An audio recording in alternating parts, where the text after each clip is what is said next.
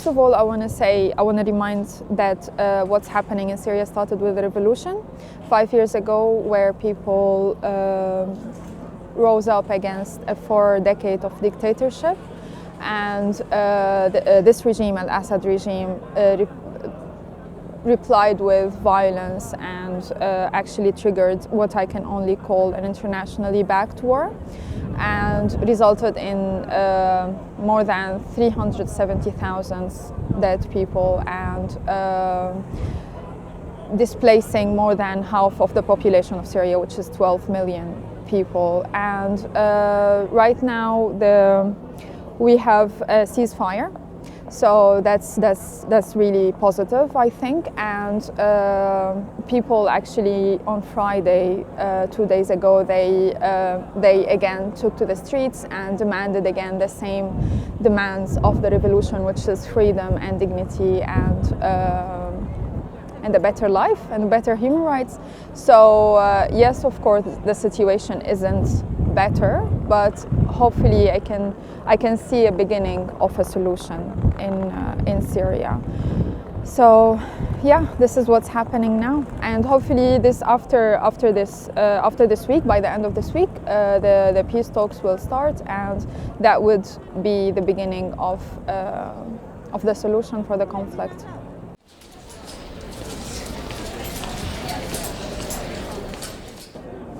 I have my concerns about these peace talks, because there's very, very limited participation of civil society activists and the voice of actually women rights activists, because yes, there's probably the image of women there, but they're not women rights activists. So this is what we need. This is what we actually need in these peace talks. The outcome, hopefully, it will be ending the armed conflict and starting a transitional period in Syria.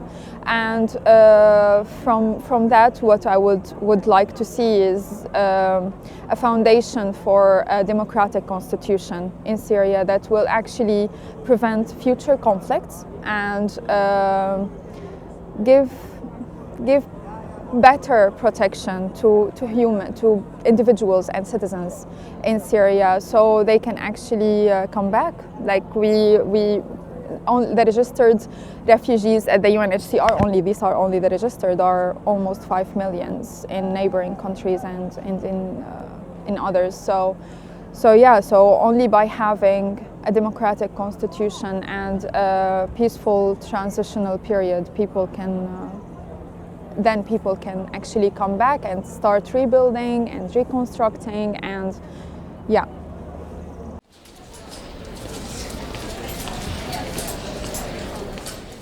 I think first of all, stop selling weapons, stop arming the groups, any group, any party. Another thing is, I don't know how to put it in a good way, but stop buying the oil from the black market, which is the main source, the main financial source for ISIS, for Daesh.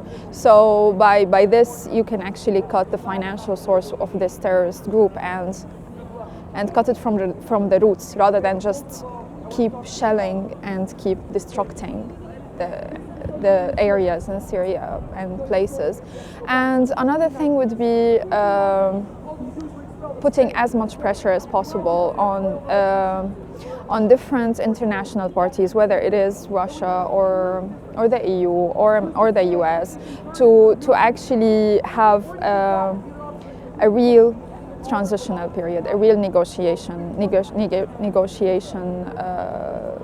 process and talks, so it can lead actually to start rebuilding, to start a better future. And the last idea would be to actually provide a temporary humanitarian protection for refugees that are coming to Europe, that are actually making their way to Europe and actually arriving here. So provide better humanitarian protection and provide maybe more humanitarian protection and safe passages for these refugees, and because women in particular are severely affected by this journey, and you would think that they wouldn't be subjected to harassment and sexual abuse in Europe, but they are. So that's why I think we need a safe passage for this temporary humanitarian protection. And yeah, by putting pressure on these points, I think this will help end the conflict in Syria and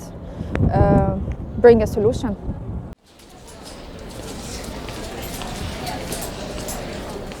It is because the regime of Bashar al-Assad is a dictatorship, and it has been a dictatorship for the last 4 decades. So his regime's response to the uprising was very violent, and that led actually to, obviously, as I said, the awful numbers of dead people and displaced people inside Syria and outside Syria. And I believe that because of his response, he created a very easy environment for groups, for terrorist groups and radical groups such as ISIS and Jabhat al-Nusra or any sort of extremist group because of this reaction. And another thing that he did that actually led us to having this extremist groups is letting these people out of prison when the revolution started. So he actually released them from, they were imprisoned, and then he released them out of prison after he tortured them for like I don't know how many years, 20 years or something. So obviously these people are terrorists.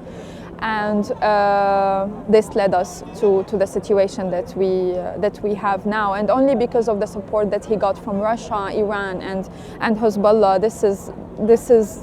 This is what actually made him last till now. Because if it wasn't for that intervention, the people of Syria, we would have actually reached what we wanted. So yeah.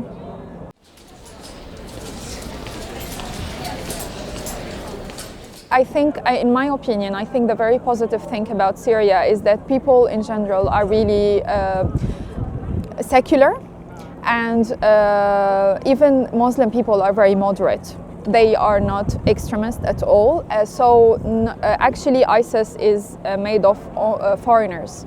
I don't know the exact percentage of Syrian nationals inside ISIS, but it is the minority. So the ones who are actually taking the decisions are from different nationalities that I'm not going to mention now.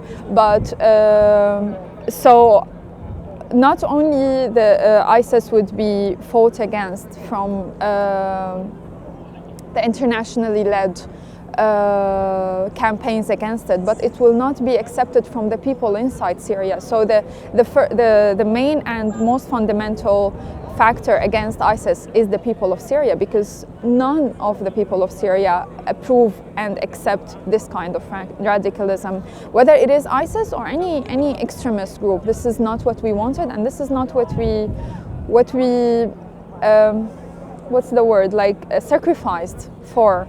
Like, I am now displaced in Europe, and not so I can see ISIS or an extremist group ruling Syria or Bashar al-Assad ruling Syria. So it's not only this or that. We have a lot of moderate people, secular people, feminists, activists, women rights activists. We have all sorts of really genuine revolutionists who are capable of leading the country, but we just need the support. We just need the support. This is it. Yeah.